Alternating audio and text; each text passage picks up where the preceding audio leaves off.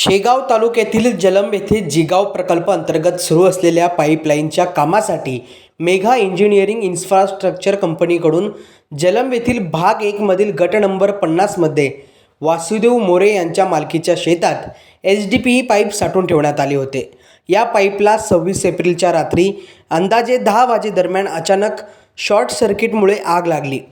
पाहता आगीने रौद्ररूप धारण करत शेतात साठवून ठेवलेले सर्व HDPE पाईप जळून खाक केले होते। आगीची भीषणता पाहता कंपनीच्या मॅनेजरने आणि जलंब सरपंच व पोलिसांनी खामगाव, शेगाव, मलकापूर येथून अग्निशमन दलाला पाचारण केले। सदर आग विझवण्यासाठी अग्निशमन दलाने रात्रीपासून ते पहाटेपर्यंत बंबांचा मारा करून आग आटोक्यात आणली। या आगीमध्ये कुठेही जीवितहानी झालेली नसून कंपनीचे कोट्यवधींचे नुकसान मात्र झाले आहे।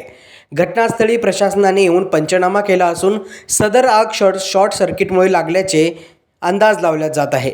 महाभूमी डिजिटलसाठी राजू घाटे, माटरगाव।